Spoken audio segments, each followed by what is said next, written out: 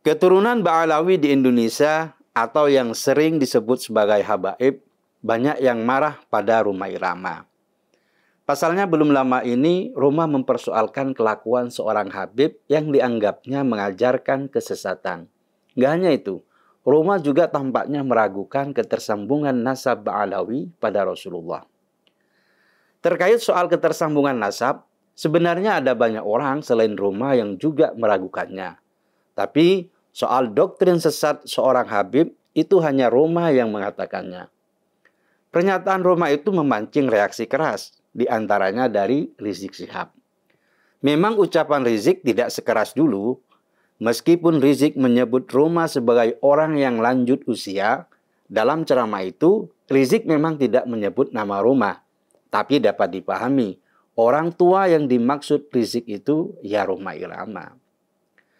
Reaksi Rizik dan habib-habib lain itu menunjukkan agaknya mereka itu salah memahami ucapan Rhoma. Mungkin mereka ingin cepat-cepat memadamkan keraguan publik pada persoalan nasab Ba'alawi.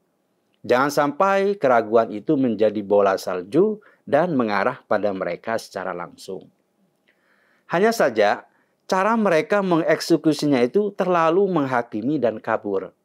Rizik bahkan sudah mengeluarkan tuduhan, meskipun bahasanya seolah-olah menasihati. Sebenarnya Rhoma menceritakan tentang seorang habib yang sedang berpidato.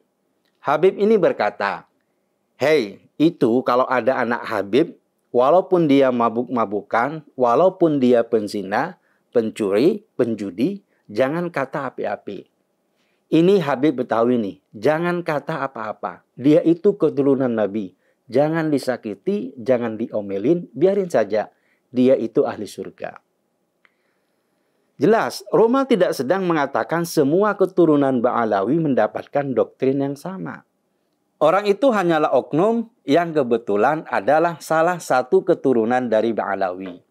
Dan semua orang sepakat doktrin Habib tersebut sesat. Masalahnya, Rizik menyisakan tuduhan kepada Rhoma bahwa Rhoma seolah-olah sedang membuat fitnah. Faktanya Rhoma tidak membuat fitnah. Dia sedang menceritakan pengalamannya. Oknum tersebut juga sudah meninggal. Poin dari perkataan Rhoma adalah hati-hati saat mendengarkan pernyataan dari seorang yang dianggap terhormat termasuk Habib. Belum tentu ucapannya benar. Contohnya Habib sesat tadi. Dia menganggap para habaib itu maksum. Dosanya diampuni sebelum dia melakukannya. Bahkan dia menyuruh orang untuk membiarkan perbuatan maksiatnya. Itu kan namanya doktrin sesat. Pernyataan oknum Habib itu tentunya sangat berbahaya. Tidak tertutup kemungkinan ada oknum Habib lain yang perilakunya seperti itu. Meskipun tidak bernada sama, tapi faktanya memang banyak Habib yang arogan dan membangga-banggakan nasabnya. Contohnya Bahar Smith. Maka pernyataan Rhoma itu penting sebagai pengingat. Kita jangan mudah dibodohi dan dikebuli oleh orang-orang yang dianggap terhormat, termasuk oleh oknum Habib. Apa salahnya pernyataan Rhoma itu? Nggak ada. Para habaib yang marah pada pernyataan Rhoma itu mungkin kaget. Karena selama ini para habaib itu dianggap sebagai sosok yang mulia. Kemanapun mereka pergi, status istimewa mereka akan membuat banyak orang takjub. Tapi ketika ada orang yang menganggap mereka biasa saja, bahkan ada yang sampai menceritakan tentang oknum Habib yang sesat tadi, pastilah mereka merasa malu. Citra agung mereka runtuh seketika. Apalagi ketika sekarang ini banyak muncul orang yang meragukan keabsahan nasab Ba'alawi. Kiai Imaduddin misalnya, nasab Ba'alawi itu tidak tersambung kepada Rasulullah.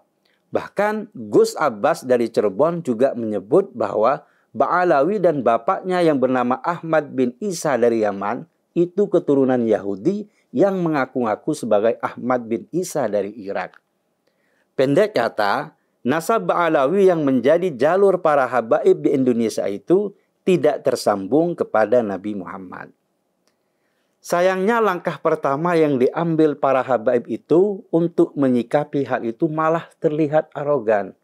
seolah-olah mereka itu tuan tanah yang sedang diprotes oleh bawahannya. Seperti Rizik dan Bahar yang muncul dengan nada amarah. Kemudian menakut-nakuti Roma. Rizik misalnya berkata, jangan tebar fitnah, nanti su'ul khotimah, atau mati dalam keadaan buruk. Kata-kata Rizik memang dibalut dengan pesan sebagai nasihat, tapi ya ujung-ujungnya menuduh Roma sedang menyebarkan fitnah.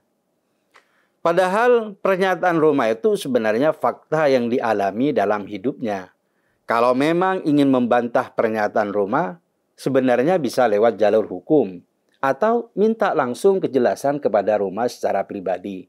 Siapa nama Habib yang mengajarkan kesesatan tadi? Tapi Rizik ini kok malah jaka sembung bawa golok. Roma ngomong apa, dibalas apa.